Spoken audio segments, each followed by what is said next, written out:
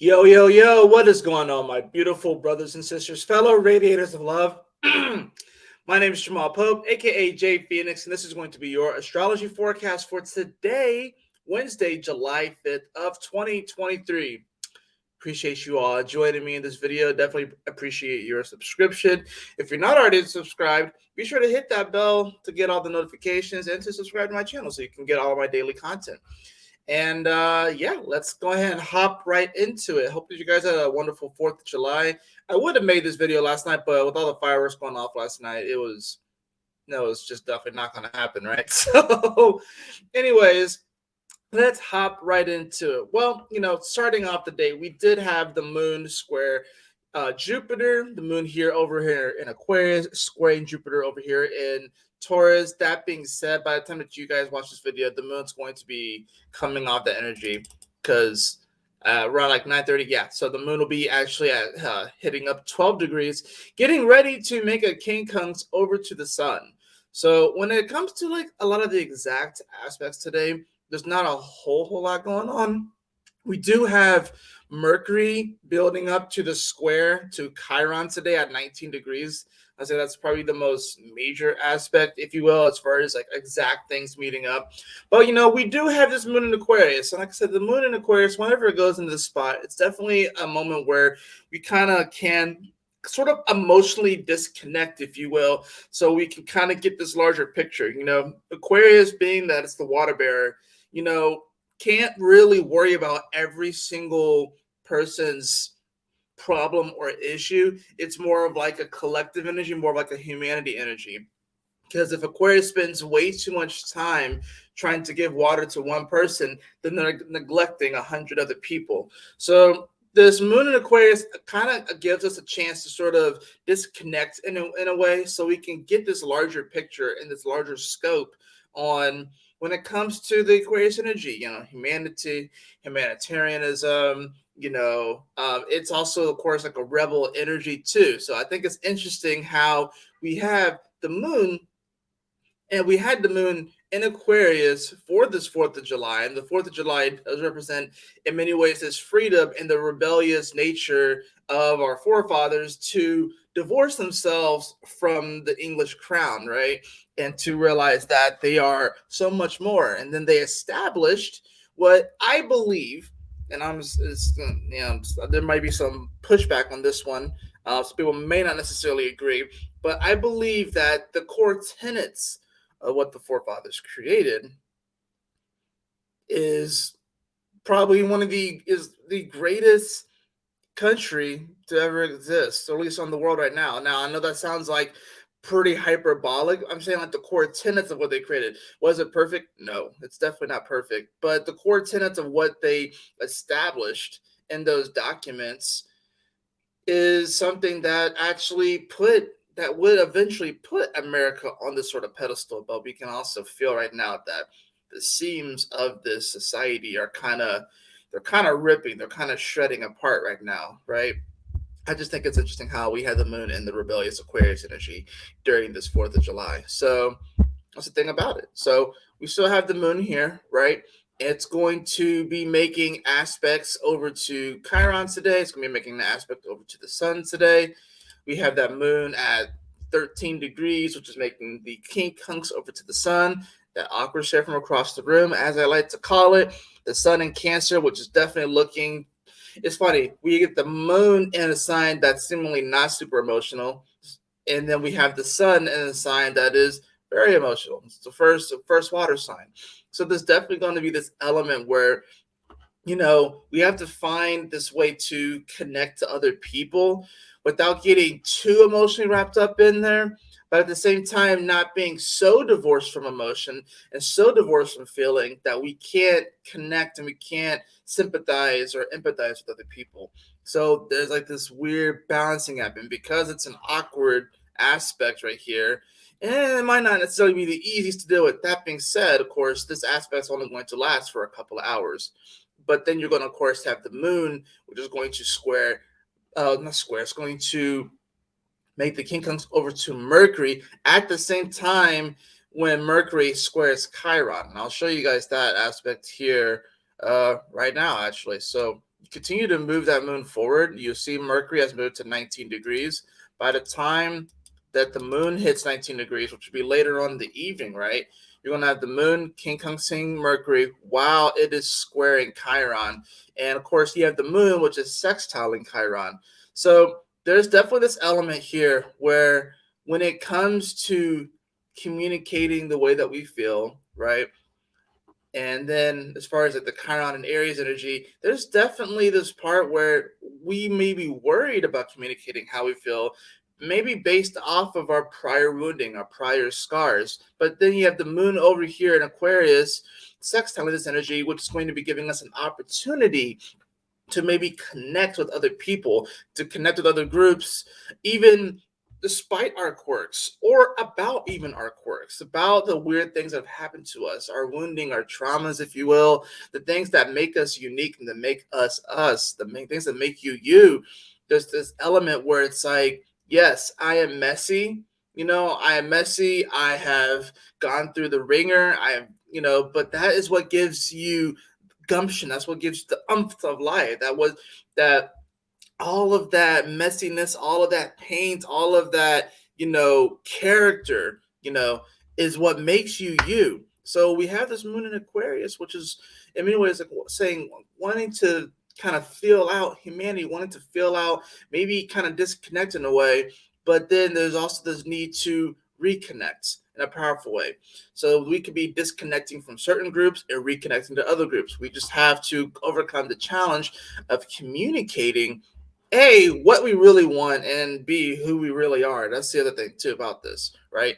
Um, a lot of people, are afraid in many ways to communicate what they truly want and who they truly are because they are worried that someone's not is going to reject them, someone's not going to accept them. And here's the thing. Those fears aren't entirely unfounded because not everyone's going to accept you, not everyone's going to believe in you, not everyone's going to understand why you do the things that you do. So the thing is that instead of trying to convince these people of your platform and of your position, instead of trying to convince them, unless you're like a politician or something like that, but if you're instead of trying to convince these people, just remove yourself from the equation and go to the places and gravitate towards the areas and the people that really remind you of who you are. That's really what it comes down to.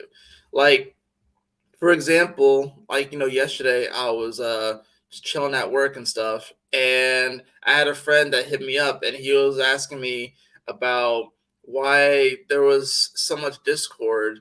And he doesn't live in the United States, but he was asking me about why is there so much discord, and it's like, how can someone seem so cool? Because he followed someone on social media. He seemed really cool about music, but then he started spewing political views about different things, and it just went completely like in the other direction. And he was like, should I block this guy? And I'm like, unfortunately, there are people out there that are going to spew hatred in the name of progress when really progress is neither good nor bad. It's like you can sit an apple out on the counter and it will be ripe and fresh to eat, but then if you leave it long enough, it will progress into being rotten. So that's the thing about this. We can definitely get tricked and fooled by others and stuff like that. But we have to realize that everyone is so dynamic and everyone's really trying to feel their way out and stuff. So what I told him is like, I'm not really worried about that sort of stuff, especially on 4th of July, because you're going to see that. You're going to see people celebrating it, and you're going to see people also, putting down America and putting down the country and all this sort of stuff. You're going to see both sides of it. I spent like when he had messaged me that, I was like watching cat videos. Like this dude had put like a camera like on his cat, and the cat was like roaming around like the neighborhood and the house, whatever like that. And I was just watching like first person or first person point of view cat videos. And I was like, that's what I was doing. So it's like you kind of have to do that. The moon in Aquarius gives us an opportunity to in many ways disconnect from society, disconnect. It's a great time to disconnect from the internet too. But like if you aren't careful, you can overly connect, and then your emotions can be swayed by society. They can be swayed by what you see on the internet. They can be completely swayed by maybe people's outrage, maybe people's anger, maybe people's frustration that they can't really express and be who they are because they feel like when they communicate this that they are rejected and they don't feel comfortable, they don't feel safe. That's the other thing about cancer, is that it wants to be comfortable, wants to be safe, wants to be secure in an emotional way, in a feeling kind of way. So you're definitely going to see more of that, right? The other thing too that we want to consider is that Mars is getting close to the point where Venus is going to retrograde at. Pallas Athena is already there, and these energies are starting to really separate more and more and more. So we can definitely feel right now that there are aspects of ourselves, this masculine and feminine energy, are kind of starting to separate a little bit. They're starting to like kind of come apart a little bit. They will catch back up to each other in Aquarius next year. I think around like, I know Mars. I want to say Mars goes. Is it Mars that goes into Aquarius on the 12th next year? It's going to be about mid-February next year when these energies finally meet up in Aquarius. So yeah, they'll finally meet up in Aquarius next year. So it'll be like later on. It'll be like pretty much at the end of Aquarius going into Pisces season. So that's when they essentially meet up. But today is going to be kind of one of those interesting days where it's like we're kind of wanting to detach a little bit. There's an opportunity here to really feel, the power of, Chiron today, to feel that power and to express that power as well, even though it may come across as a little quirky, a little bit weird, a little bit austere. Offers us a great opportunity to really bring that forward. Now, of course, as the day pretty much concludes, that moon is going to square Uranus. So it begins by squaring Jupiter and it ends the day by squaring Uranus. So yeah, this is not only about us expressing our unique quirks and our unique self, but then you have the square to Uranus. It's like, okay, well, are you really bad about it? You know what I mean? Uranus is definitely it's like this electricity energy. I call it the mad scientist. And being that it's here in Taurus, it's definitely going to throw a bit of a wild card. But it's also asking us, it's like, okay, do you really value this? Do you really value your unique self? Do you really value becoming? Uranus is the ruler of Aquarius. So it's like it's going to be like, and the moon is exalted in Taurus, right? So there's some mutual reception with this particular square. Not only that, but it's 2 plus 1, which is 3. 3 is the number of Sagittarius and Jupiter. So there's this energy where it's like, okay, do you really believe in this though? Do you really believe in this unique self? Uranus is going to be asking us, come the end of the day, it's going to be like, yo, when you think about it, you're like, yo, this is actually kind of crazy. It's like, I'm actually really going to go for this. This is actually like this this goal, this passion, whatever it is that you're going for, this dream. Uranus is going to be like, are you crazy enough? Are you crazy enough to go for it and to believe in it wholeheartedly? You have to ask yourself that question today. Are you crazy enough to believe in this wholeheartedly that you will go for it? People probably thought the founding fathers were nuts. In fact, not everyone was on board. We like to look at the successful people in the past, the leaders of the past, and we like to think that from our point of view, we'd be like, oh yeah, everyone would have been on board with that. Of course, everyone would have been on board with that. But no, that's not actually the case. Some of you guys are stifling the legendary quality of who you are because you are waiting for everyone to get on board with you before you even start or before you really get going. When you got to realize that that's not going to be the case. Not everyone's going to be on board. Not everyone's going to get it, but you have to start anyways. But if you start, yeah, in 100, 200, 300 years, people will be like, yo, wow, look what that person did. Everyone had to have been on board, but that's not the case. Not everyone was on board.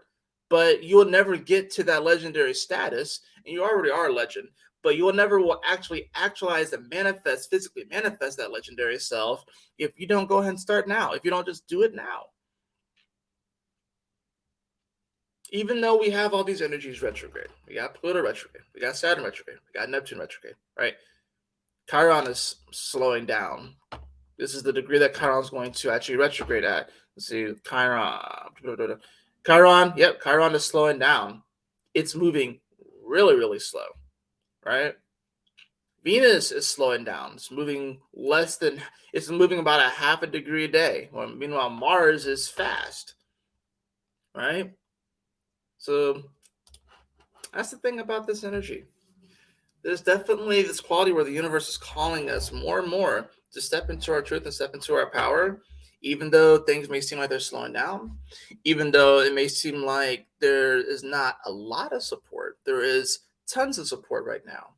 It's just going to require this deeper. We have to go deeper within and to find that fire and to find that flame that never goes out. That is, it's subtle. It's not a raging fire. It's a subtle fire. And we have to go within, harness that energy, capture that energy, and bring that forward. So let's go ahead and see what the cards have to say for today.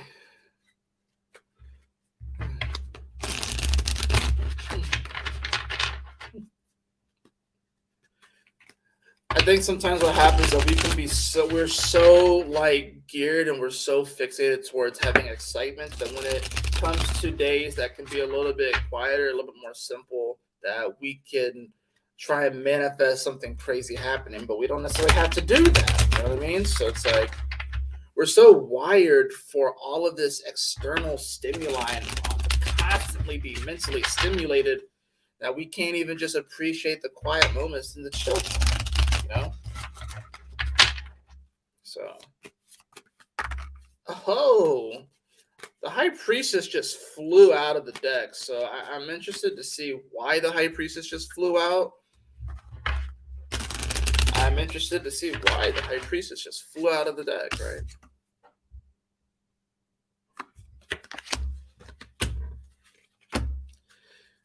Interesting.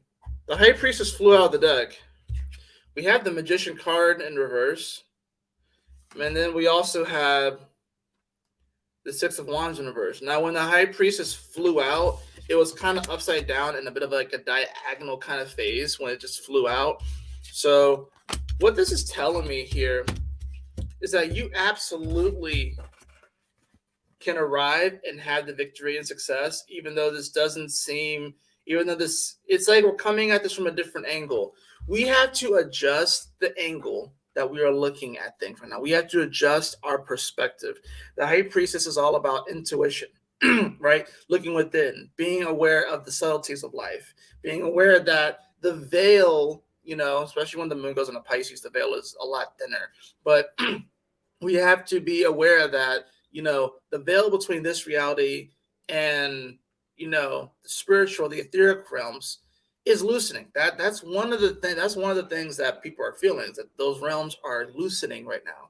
So a lot of influence we can be influenced by that realm. We can also influence that realm, and that's actually how you would manifest things, right? Because time doesn't exist in those realms. Things can seemingly move a lot faster or slower, but things can manifest a lot faster. It's like if you ever go lucid in a dream, you can start making things happen. Like I had like this thought yesterday, right? I was at work and I just decided to go outside for a bit because it was like really, really slow. I just kind of leaned up on my car and I was just like looking at the clouds, right? And I saw this plane. I saw this plane like going in and out of the clouds.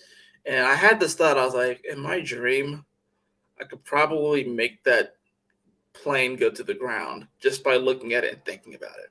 Now, I don't want to do that, obviously, because there's people on board that plane, everything like that. I'm just saying, like, in my dream, if I see things like that, I know that I can like move things with my mind. And that's one, I've done things like that before where I've seen stars and I'll actually like move the star just by looking at it. So it's like in a dream, it happens fast. It happens immediately. Plus, I've also have fortified that strength and that tool of mine to actually lucid dream. But it's interesting. So like you can actually take that and you can use it now, fortify it. So with that High Priestess, the way that's coming in at this at an angle, the Magician card, which is like this avatar energy, being able to control all 4 elements, and then the Six of Wands, which is signalize victory, arriving. I love. There's this one depiction of the Six of Wands in one of my decks where it shows someone riding on top of a tiger, which I love that because it definitely signifies not only arriving and being celebrated and have achieving this sort of victory, but also represents overcoming a seemingly dangerous obstacle, riding on top of a tiger. Like, that's insane, right? So you definitely have the capability of manifesting this life. You definitely have the capability of overcoming these challenges, overcoming any dangers or fears that you may have. You have to just alter your perspective and look at it a little bit differently. I feel like today is going to be a day where the universe is going to be whispering to us.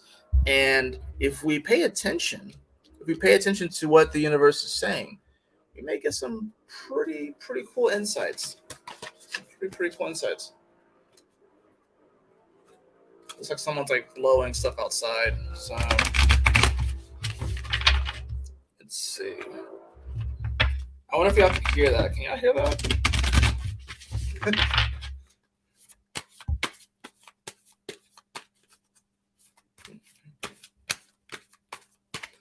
Okay. Let's see. What do we have for the Oracle card for the day? We have Voyage of the Heart. Love flows through you and to you. Freaking love this card. It's a beautiful card. Voyage of the Heart. Love flows through you and to you. There's not really much I can add to that, to be fair. I think today's a day about adjusting our perspective, realizing that we have already achieved victory. I think that's the thing about this. Remember that boss battle I was telling you about with the moon conjuncting Pluto at the end of Capricorn, coming off of that full moon? We have already achieved victory. We just have to adjust our perspective to see that. And here's the thing about victory. I think it's great to celebrate the victories, obviously, right? And you should celebrate your victories. You should celebrate all your victories, right? But I think we also have to realize that, just because we had this one victory doesn't mean that there aren't going to be challenges ahead. Doesn't mean that we're not going to have battles ahead. It's like, take the freaking Atlanta Braves, for example. I think they had an incredible freaking June. I live like really close to the Braves stadium. I could walk to it if I want to. I think they went like 20-4 in the month of June, right? They're just absolutely killing it. I think they won like 10 straight games or something like that. It was like 12 straight games. It's something insane, right? They've been on a roll. They lost yesterday. It is what it is, right? But, you win some and you lose some, but you live to fight another day. If you know, you know. Adjust your own perspective. Disconnecting from how you think things should be and how you think things should look. The moon in Aquarius will give us a great opportunity to disconnect from any preconceived notions on how it's supposed to look, how we think it's supposed to be, how we think society is supposed to be, how we think humanity is supposed to be. To disconnect from that and to look at it in another way and see that not only are we all avatars, and that if we really put our mind to it, we can control all 4 elements. And we do control all 4 elements, although most of us just do it subconsciously. And then we also have already achieved victory. We already have achieved victory. We've already won. You're already successful. You made it here. The fact that you're even here is a miracle. So you already won. It's just about remembering the voyage of the heart and remembering that love flows through you and to you. You are a radiator of love. There's a reason why I say that. Because we are all radiators of love. You just have to remember it. That's going to do it for your forecast today. I hope that you all enjoyed it. If you did, please like, share, and subscribe. I definitely appreciate it. Be sure to hit the bell to receive all the notifications whenever I go live or make a video. And yeah, I will see you guys in the next video. Y'all take care, stay blessed, and I'll see y'all later. Adios, peace out, sayonara.